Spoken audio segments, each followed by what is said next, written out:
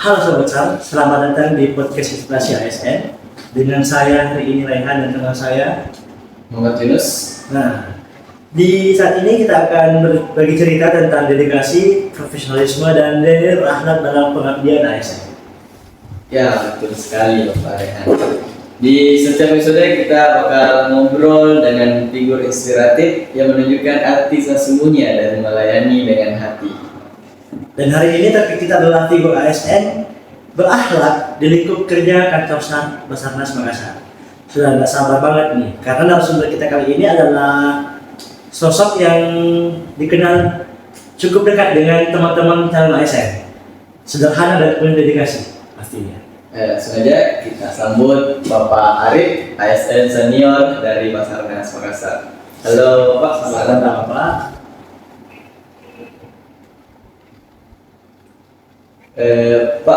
Mungkin bisa sedikit cerita tentang perjalanan Bapak di Basarnas Makassar. Sudah berapa lama mengabdi dan apa yang paling berkesan selama ini, Pak? Oke, jadi baik, terima kasih. Saya mengabdi di Basarnas sudah kurang lebih 5 tahun.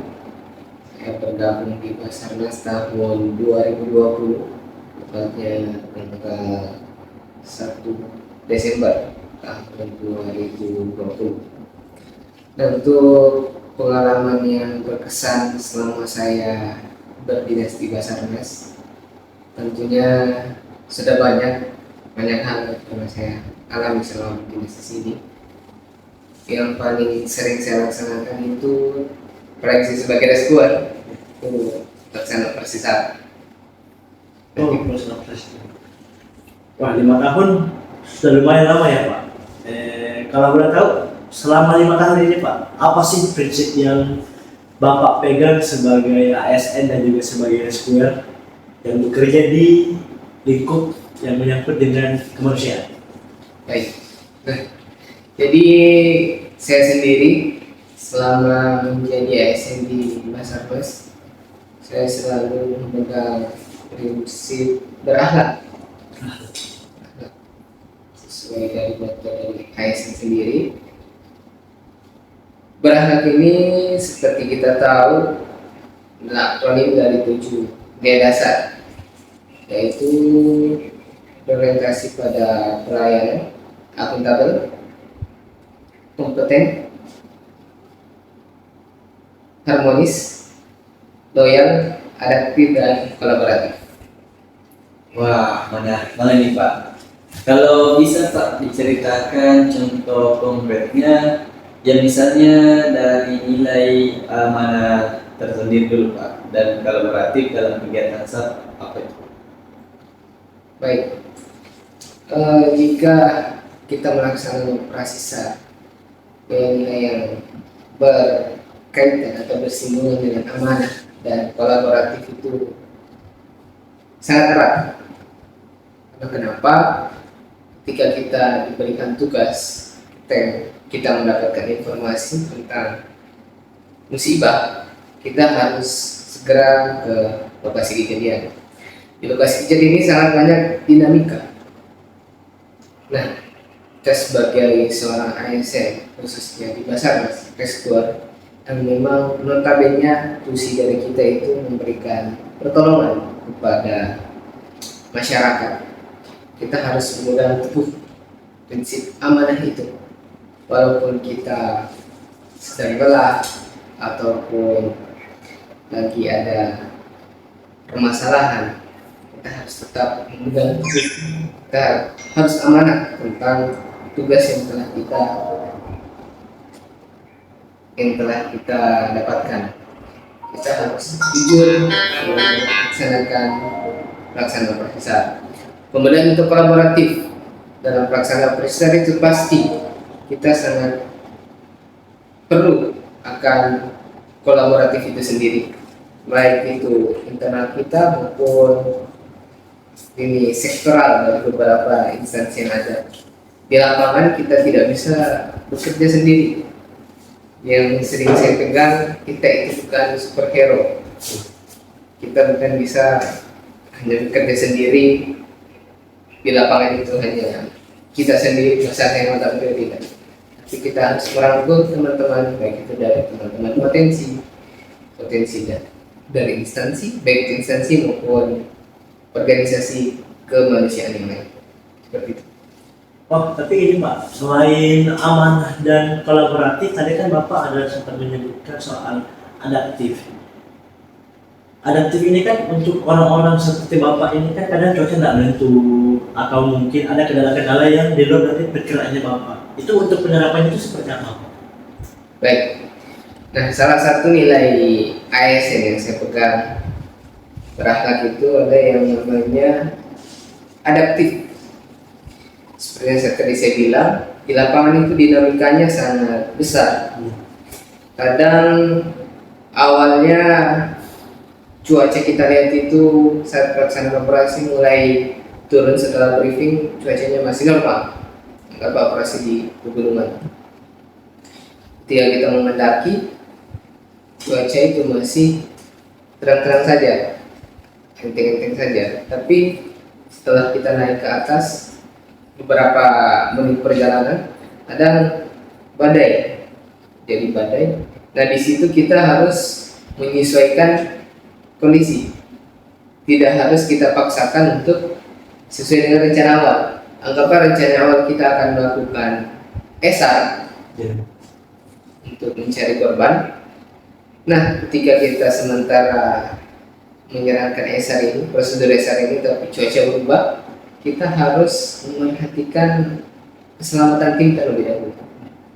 Bisa kita kembali ke posko terlebih dahulu atau berkumpul di satu tempat, membuat tempat untuk perlindungan. Kita harus aktif tentang situasi atau kondisi yang terjadi di lapangan. Oh, berarti kuncinya bukan keahlian teknis, tapi juga sikap dan mindset ya?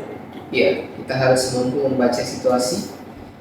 Nah, kemudian juga kita harus terus belajar untuk meningkatkan kompetensi kita, baik itu secara kemampuan maupun tingkat teknologi yang telah kita miliki. Nah, tapi saya ada sedikit bertanya-tanya nih Pak, mungkin agak keluar dari konsep anak tadi. Bapak kan sudah 5 tahun berada di lingkup wilayah kantor Basarnas Makassar. Bapak ini cukup dikenal dengan sosok yang dekat dengan junior, sabar, dan juga cukup disiplin. Gimana sih Pak caranya? Bapak ini kok sudah 5 tahun sudah punya adik-adik masih bisa tetap rendah hati meski sudah punya adik-adik. Oke, baik. Kita sebenarnya di dalam lingkungan kerja harus membuat lingkungan kerja yang nyaman, baik itu untuk diri kita maupun untuk sekitar kita. Kita harus selalu bersikap humoris terhadap sesama, baik itu kepada senior, kepada adik-adik sekalian, bahkan kepada teman-teman yang ada di luar instansi kita, masyarakat. Ketika kita melaksanakan operasi SAR, kita harus senantiasa memberikan pelayanan yang prima sambil tersenyum. Jadi secapek-capeknya kita, kalau kita tersenyum, kita akan rasa beban itu akan berkurang. Apalagi kita harus juga di lingkungan kantor, contohnya ketika misalkan ada sebuah permasalahan atau ada clash antara teman sekantor, antara rekan kantor, itu membuat kinerja kita pasti akan menurun. Apalagi kita sebagai tim rescue di Basarnas, kolaboratif sangat diperlukan.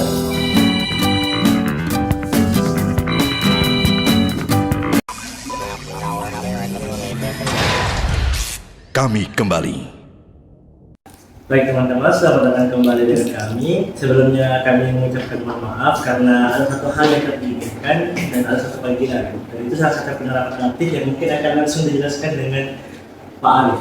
Ya, baik. Itu tadi sementara kita melakukan podcast wawancara, terus ada informasi masuk, ya tidak mau kita dahulukan yang lebih urgent terlebih dahulu sesuai dengan tupoksi dari instansi kita. Jadi awalnya kita wawancara seperti ini, ada panggilan kita respon dulu panggilan untuk melakukan penutupan operasi. Jadi kita harus fleksibel dalam melakukan sebuah tugas, jangan terfokus, jangan kaku. Dan banyak sekali yang dari Pak Arif. Tadi sebelum kembali take video, saya sempat berbisik-bisik dengan saudara Yunus. Tadi katanya saudara Yunus ada pertanyaan ya? Iya, menurut saya tadi jawaban yang sangat luar biasa yang diambil, yang dijawab oleh Bapak Arif mengenai nilai harmonis dalam berakhlak. Kalau boleh tahu Pak, kan ini sudah ada ASN muda yang bergabung. Apa pesan Bapak untuk ASN tersebut? Oke, baik. Untuk ASN muda, adik-adik saya khususnya yang berada di Rescuer, ada beberapa pesan saya. Jadi Rescuer yang memiliki keahlian dan keterampilan, baik itu keterampilan spiritual maupun keterampilan teknis yang tinggi. Terus rasa kemampuan teman-teman untuk menjawab tantangan medan yang paling sulit. Tunjukkan dedikasi yang tak terbatas, utamakan keselamatan jiwa di atas kepentingan pribadi. Wujud dari kesetiaan kepada bangsa dan negara kita. Kemudian cepat tanggap menghadapi dinamika bencana dan selalu solid dalam tim.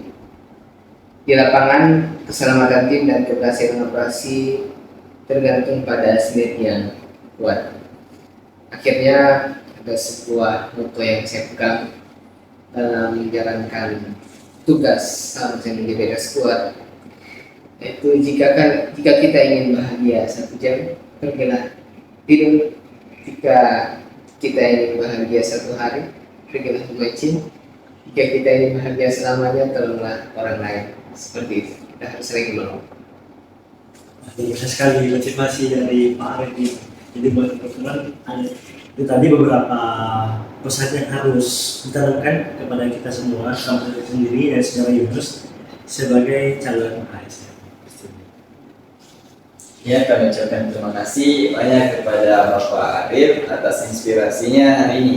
Semoga semangat berakhlak yang Bapak tunjukkan bisa menular ke seluruh ASN di Basarnas dan instansi lain.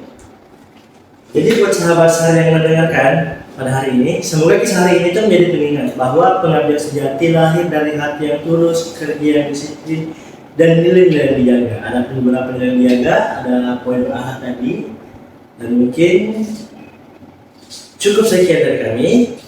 Sampai jumpa di episode podcast inspirasi ASN. Tetap semangat, tetap berakhlak, dan terus mengabdi untuk negeri.